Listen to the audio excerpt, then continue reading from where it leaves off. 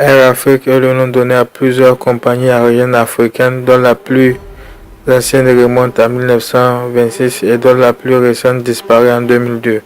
Détenant chacun 6,54% du capital, les 11 pays fondateurs en sont le Cameroun, la République centrafricaine, le Congo, la Côte d'Ivoire, le Dahomey, le Gabon, la Haute-Volta, la Mauritanie, le Niger, le Sénégal, le Tchad, la SOTRAF qui est UTA majoritaire et Air France détiennent 33% du capital et un tiers dispose du solde.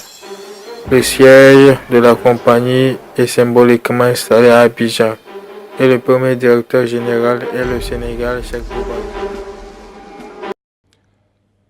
Je pense qu'on aurait pu l'éviter si les États avaient pris conscience que ce qui avait été initialement fait après les indépendances ça serait très compliqué à refaire aujourd'hui parce que la géopolitique intervient entre les États et il n'y a plus cet enthousiasme qu'il y avait après les indépendances où les États parlaient de solidarité, de fraternité entre eux.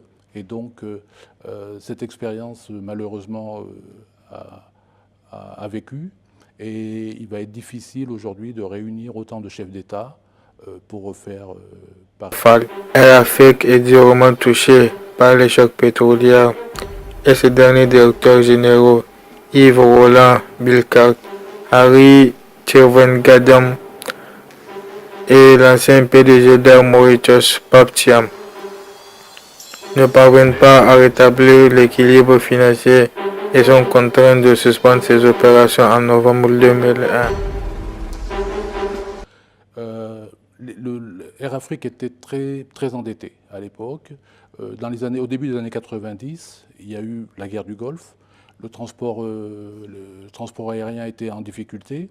Le coût du kérosène, du pétrole avait augmenté.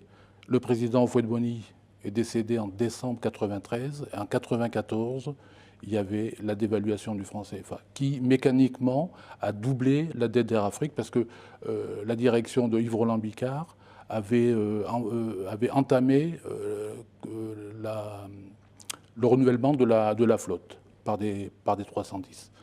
Et les chefs d'État se sont réunis pour essayer de renouveler un petit peu l'idée d'Air Afrique, mais malheureusement, ils n'ont pas été au bout de cette idée.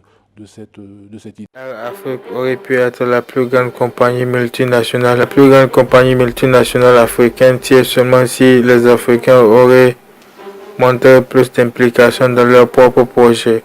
Comme toujours, le rêve d'une unité africaine et son développement fut mis au placard, laissant les salariés d'Air Afrique à leur triste sort, sans une véritable compagnie à l'image du continent africain.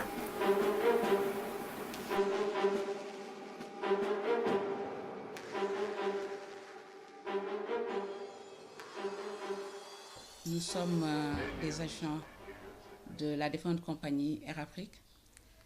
Et suite à la sortie du Premier ministre le 18 mai 2017 devant l'Assemblée nationale, en répondant à la question de Mme Aïda Mbodj, députée, il aurait déclaré que l'ensemble des ex-agents d'Air Afrique basés à Dakar seraient payés et entièrement payés.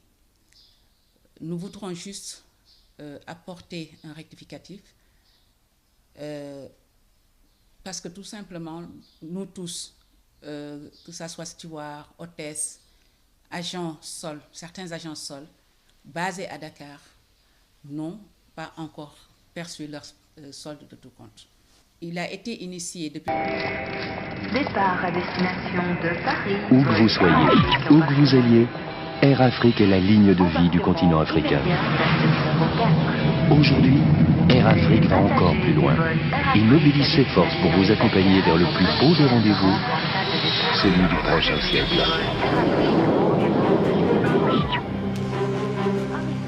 Air Afrique, ligne de vie pour le nouveau millénaire.